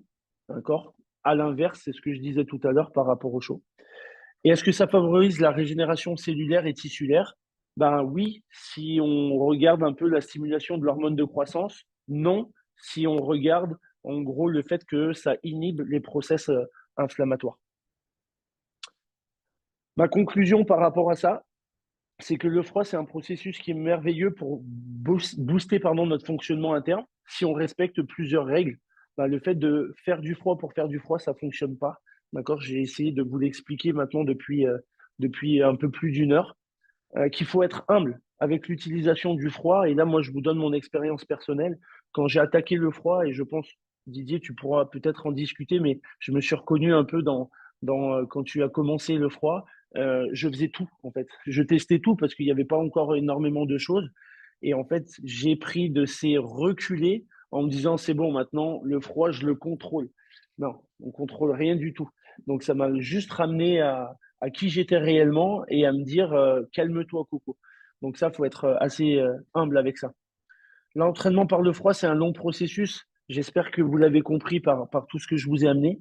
Et après, c'est qu'il n'y a rien de magique. Cela demande de la concentration, de la progressivité, de la régularité et de la discipline. Et ça, c'est vraiment mon mot de la fin.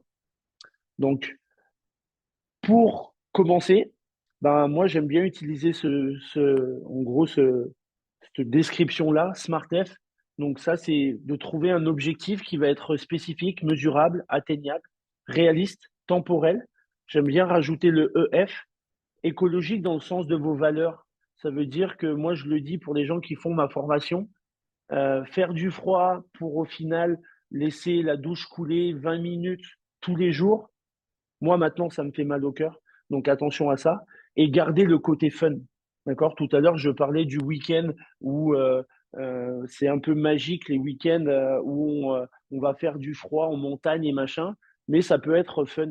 D'accord? Moi, je le faisais pour la finalisation de ma formation où je faisais une sortie en raquette où les gens ben, venaient comme ils voulaient. Après, souvent, ça terminait un peu plus on va dire, en t-shirt ou même en sous-vêtements pour garder aussi un peu ce côté fun dans l'entraînement. Le concept d'arche, pour moi, il est important dans ma conclusion également. C'est de se dire que si vous voulez que votre arche interne puisse rester forte, il faut consolider cette clé de voûte. D'accord? La clé de voûte, c'est le point central d'une arche. Donc, aller dans le côté gauche, donc le côté un peu plus chaud, le plutôt un côté paisible, zen, système nerveux un peu plus parasympathique, et après basculer également dans des entre guillemets dans des intensités qui peuvent être un peu choquantes des fois, avec du froid, du stress, du système nerveux sympathique. Donc je l'ai résumé comme ça serait même faux de le résumer comme ça parce que le chaud peut très bien être dans un travail de stress, le froid peut être très bien dans un travail de calme, mais je pense que ça permet que vous puissiez comprendre un peu le phénomène. Donc voilà par rapport à ce, on va dire, ce webinaire. J'espère en tout cas que ça vous a aiguillé un peu. David, j'ai pas accès à la messagerie, mais je ne sais pas s'il y a des gens qui ont des questions ou qui veulent, ben, entre guillemets, intervenir un peu par rapport à ce que j'ai amené. Alors, il n'y a pas eu de questions, mais s'il y a des questions, les gens peuvent les poser maintenant ou interagir. Voilà. Moi, j'ai trouvé ça très intéressant et puis plutôt rassurant parce que tu ne te poses pas comme c'est ce que je disais à Pierruc, tu ne te poses pas comme un ayatollah du froid. Il y a des Ouais. avantages, il peut y avoir des inconvénients, il faut que ça convienne à chacun, il y a un travail d'accompagnement, et ça, c'est hyper important de le comprendre. Il y a des bienfaits, mais il faut trouver un petit peu aussi sa voie par rapport à ça. Moi, je l'avais testé, je crois que c'est la cryothérapie à moi 190 en immersion totale avec la tête aussi, donc dans une cabine, et Ouais. pendant 3 4 minutes, je crois.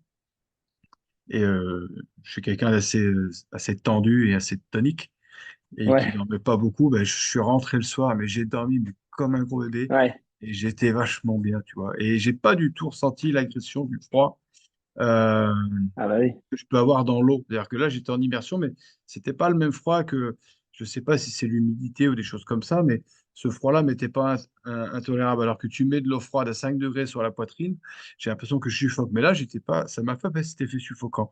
Est-ce que par rapport à ça, est-ce que c'est un peu ce que tu as dit à travers la douche, ou quand on a l'eau qui Ah perd, ouais. euh, peut-être on s'habitue pas, mais j'avais été, ça m'avait un peu interpellé de me dire, bah, t'as pas réagi de la même façon que si on te met dans une bassine d'eau froide, même à 5 degrés ou à 10 degrés. Et là, j'étais Bah, à moi 190 degrés. Je dirais pas que ouais. j'étais bien, mais je me Ah sentais ouais. pas agressé, tu vois. Mais parce que c'est ce que j'expliquais quand on parlait avec Didier, c'est qu'en fait là il y a pas la stimulation on va dire cérébrale. Hum. Là c'est en gros on joue plus sur le côté un peu on va dire épiderme et le côté diffusion grâce à la peau. Mais on joue pas sur la stimulation du cerveau. C'est pour ça Ouais. que pour moi, j'ai toujours du mal, et encore une fois, attention, je suis pas scientifique, mais j'ai du mal à croire au fait que la cryothérapie puisse avoir une stimulation aussi efficace qu'une exposition au froid dans un bain ou dans une rivière. Tu vois ce que je veux dire? Donc ça veut Oui. pas dire que c'est pas bien, hein. Ça veut pas dire que je suis personne pour dire que c'est bien ou pas bien. Je veux juste dire que dans, en gros, l'optimisation du process, je ne vois pas comment ça peut être aussi efficace alors que c'est quelque chose qui ben, est plutôt simple d'accès. Mm. Moi, j'avais vu, bah, tu sais, la cryothérapie, on a la tête qui est à l'extérieur, et puis la cryothérapie où la tête, elle est dans la cabine, et que Ouais, ça jouait, il y avait une différence parce que ça intervenait au niveau de l'hypophyse et puis de l'hypothalamus. ok, Voilà, et que d'accord. c'était plus Bah, ça, efficace c'est. d'être en immersion totale Ouais, parce que bah, du coup, il y automatiquement. avait voilà. Et c'était Bah oui, parce que tu par rapport à ça. t'as une stimulation qui se passe au niveau de la tête, ce qui n'est C'est pas le ça. cas quand tu Mm. fais, en gros, une cabine jusqu'à la poitrine. C'est ça. Bah, c'est ce que j'avais vu. Voilà. Ouais, ouais, ok. Ouais, mais intéressant. Alors, il y a une question. Pour la douche froide, arrêtez quand on sent plus le froid, mais en général, combien de temps en moyenne pour une douche froide ou une eau froide sur les jambes? Bah, en fait, pour moi, c'est ce que je dis, c'est que bah, j'aime pas les gens qui donnent qui donnent un temps. Mm. Après, je comprends que les gens ont besoin de savoir, mais pour moi, en fait, c'est vraiment une progressivité. Je vais faire un peu l'analogie avec la course à pied. La course à pied, entre guillemets, mis à part des personnes qui ont des problématiques, on va dire, on va dire structurelles, euh, tout le monde peut courir 1 kilomètre, d'accord? De manière générale, tout le monde peut courir 1 kilomètre. Est-ce que tout le monde doit le faire? Non, surtout pas. Parce que s'il y a des gens qui n'ont pas couru depuis X années, euh, la problématique structurelle ne fonctionnera pas. Donc moi, ce que je dis souvent par rapport à l'exposition au froid, c'est de se dire que dans l'exposition qu'on va faire, je parle pas là de côté écologique, hein, je parle de manière juste stricto facto exposition. Euh, il faudrait qu'on soit capable de tenir plus de 5 minutes. D'accord? Ça veut dire que avant de vouloir tenir 5 minutes corps tout entier, bah, faut déjà se dire, comme je l'ai parlé tout à l'heure, de se dire est-ce que je suis capable tous les matins de mettre mes mains au froid 1 minute, d'accord? Et de me dire est-ce que j'ai une sensation de chaleur qui va se dégager. Une fois que cette étape elle est entre guillemets plutôt validée, est-ce que j'ai la capacité de le faire dans le même principe jusqu'à cuisse? Ensuite, cuisse, nombril. Ça change tout. Ça change tout parce que on passe par les organes génitaux et là, ben, automatiquement, le corps il se sent plus en danger de mort. Et après, on va monter au-dessus de la poitrine. D'accord? Mm. Pour après terminer même, il faut être très, très vigilant sur ça, mais c'est une immersion complète. Ça veut dire que, passé un moment, moi, je le testais dans les bains assez froids, d'y aller en immersion tête également. Et là, je peux vous assurer que vous comprendrez la sensation de chaleur interne. Mm. Si vous faites et que vous arrivez, attention, hein, ne coupez pas au montage pour me faire ressortir que ça, mais si vous arrivez à faire en sorte d'être vraiment progressif et qu'à un moment donné, vous êtes capable dans un bain à 5 degrés d'attaquer votre bain avec une immersion avec la tête, vous allez vous rendre compte comment notre corps, il est extraordinaire et il va balancer de la chaleur de Mm. dingue. Donc ça, c'est voilà, la progression qu'on aimerait avoir.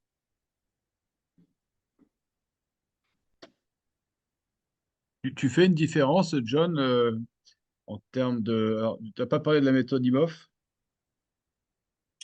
Ouais, bah, de toute façon, la méthode Wim Hof, on va dire, c'est quelque chose que moi, j'ai pas mal étudié, hein, parce que c'est toujours, toujours intéressant.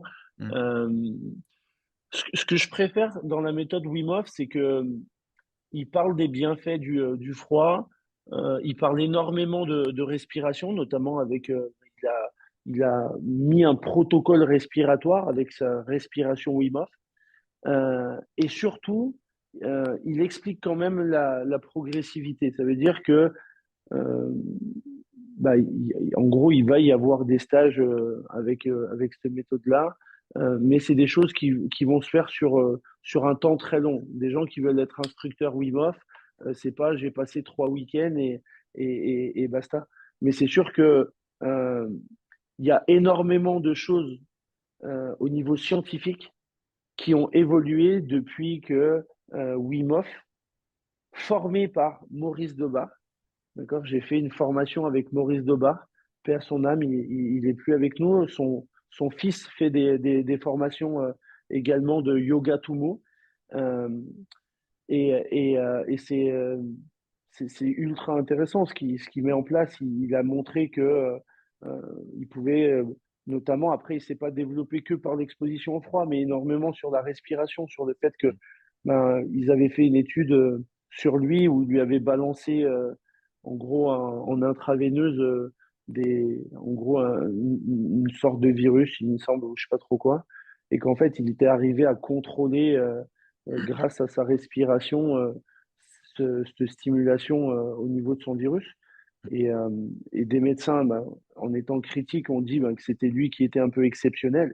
Et finalement, lui, il a prouvé que il l'a fait avec des élèves qu'il avait formés et qui ont eu exactement le même retour. Donc c'est sûr que méthode Wim Hof, c'est quelque chose qui est ultra intéressant. Tu fais une différence sur la température de l'eau parce que tu parles de 5 degrés.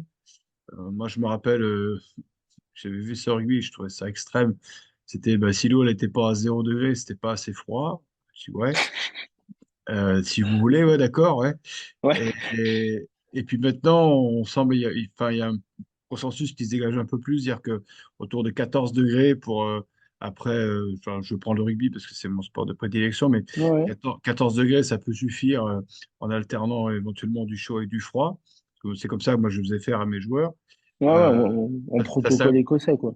ça simplifiait, ouais, ça simplifiait aussi. Il faut trouver de la glace à tout prix et c'est compliqué. Ouais. Donc du chaud et du froid comme ça. Et c'est plus ça intéressant, veut dire favoriser un peu la récupération, et limiter un peu l'effet inflammatoire, et puis va favoriser aussi la circulation sanguine et le retour veineux. Et par contre, quand on est sur des températures plus froides, autour de 2, 3, 4, 5 degrés, là, on serait plus sur un objectif plutôt de stimuler un petit peu la réponse du système immunitaire. Hmm. Quel est ton point de Ouais. vue par rapport à ça? En fait, le truc, c'est que quand tu vas rester plus longtemps, automatiquement, il faut que ton froid il soit moins intense. Hum, Donc, en fait, si ton froid il est moins intense, tu peux y rester plus. Et en gros, les processus inflammatoires, là, c'est là que tu vas pouvoir, entre guillemets, les court-circuiter.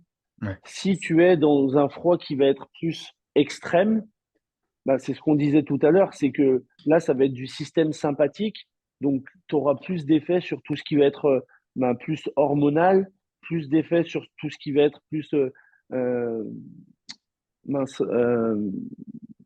système immunitaire. Ouais, Maintenant, est-ce que j'ai une température? Non. non. Non, parce que premièrement, j'ai pas fait moi de test.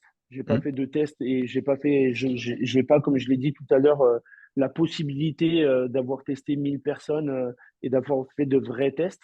Je suis pas assez scientifique ou j'ai pas assez de machines pour ça. Moi, ce que je vois juste, c'est que il y a des papiers scientifiques qui sortent. La dernière fois, ça m'a fait sourire. 24 personnes ont été testées sur un processus avec une immersion à 14 degrés. Et ça y est, c'est cette température. hum, 24 personnes. 24 personnes. hum, Et comment on peut y croire, en fait? 24 personnes. Et on a l'impression que c'est devenu la norme. C'est hum, impossible. Moi, vous me mettez dans une eau à 14 degrés, je ne sais pas ce qui se passe en interne, mais je pense que mon corps, il sourit. hum, Il sourit parce que pour moi, 14 degrés, c'est rien, en fait. hum. Donc, c'est encore difficile. Moi, le but, encore une fois, c'est de se dire, ben, c'est un peu le même principe que pour l'entraînement, hein, c'est ce que je dis aux gens. Pour développer sa force, est-ce qu'il vaut mieux faire un 8 fois 1 à 95%? Est-ce qu'il vaut mieux faire un 6 fois 6? Euh, En gros, l'affinité, elle sera liée à la personne. Moi, je sais Mm. que j'ai des personnes qui aiment bien faire autour de 12-14 parce que ça leur permet de rester plus longtemps, parce que ça leur Mm. permet de prendre du temps pour eux.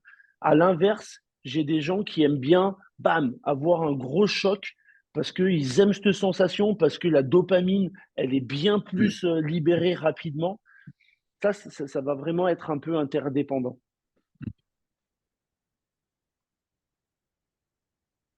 Faut adapter le signal aux besoins de la personne et à ses envies aussi. Eh ouais, complètement. Ouais, Et un ainsi, jour, et un jour, j'aurais peut-être envie de rester 10 minutes parce que je suis avec des potes, parce qu'on discute et que mm, j'ai pas envie de me concentrer. mm. À l'inverse, un autre jour, ben, je suis tout seul. euh, j'ai un peu ce besoin d'aller me prouver quelque chose, par exemple. Il n'y a pas de mal à ça. Et je vais aller me faire un peu plus une notion choquante, Moi, j'ai une question. bien sûr. Euh, Est-ce que les gens qui seraient naturellement un peu hyper tendus, qui seraient quand même un peu raides musculairement, bah, c'est un peu mon cas. Ouais. Moi, je sais que j'aime bien la chaleur parce que je trouve que ça me détend. Ah, ben, c'est sûr. Et est-ce que toi, C'est tu as sûr que ça observé, détend. mais alors du coup, c'est lié aussi à l'activation des systèmes sympathiques et parasympathiques dont tu as parlé.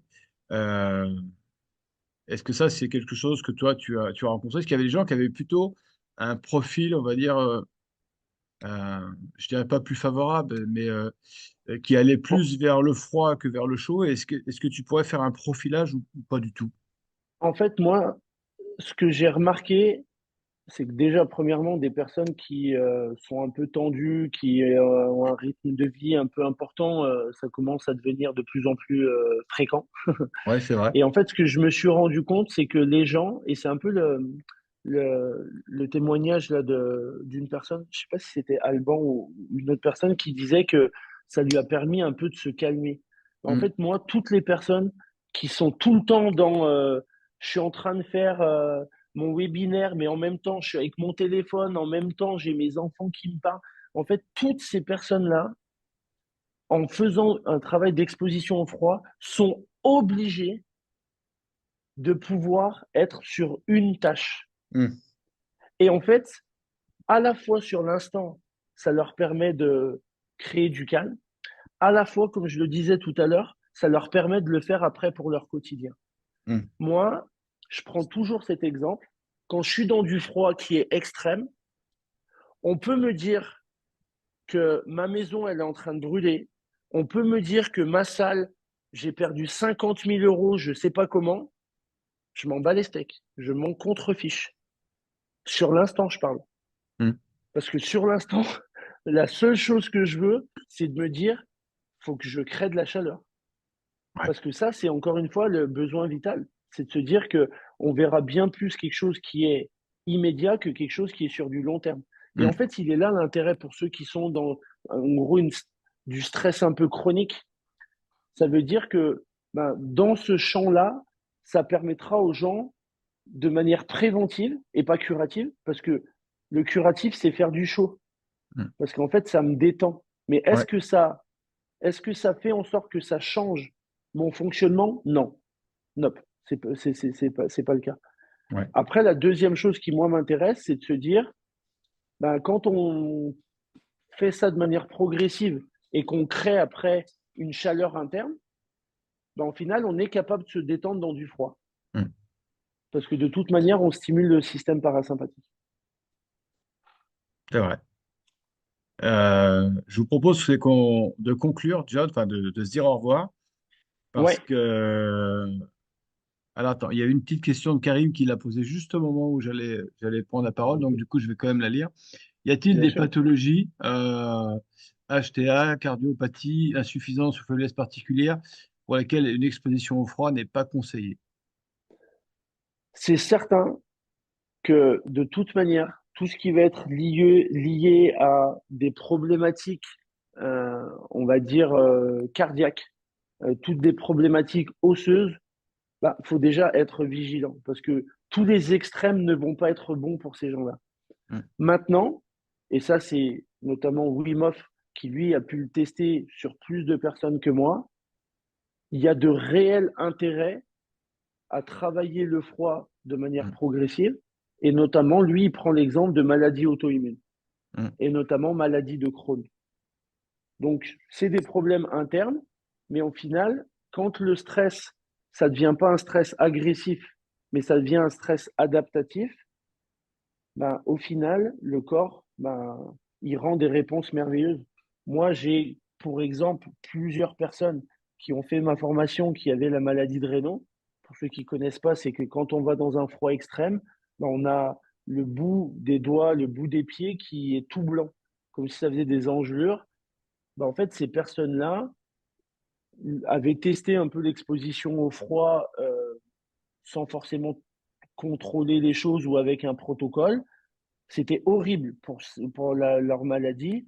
Quand on le fait de manière, on va dire, progressive et qu'on le fait avec un vrai protocole, ben, au final, les gens, et là, moi, j'ai en tête une personne qui est à ma salle, Laurence, qui, elle, n'a plus du tout de problématique avec la maladie de Raynaud. Alors que c'est quelque chose, quand elle a fait la formation, elle m'a dit, mais laisse-moi tranquille avec ton froid, laisse-moi tranquille. Donc je pense que faut être vigilant de base, toujours un avis de médecin qui n'est pas fermé, parce qu'il y en a tellement qui peuvent être obtus. Et après, le fait de, encore une fois, de cet aspect progressivité.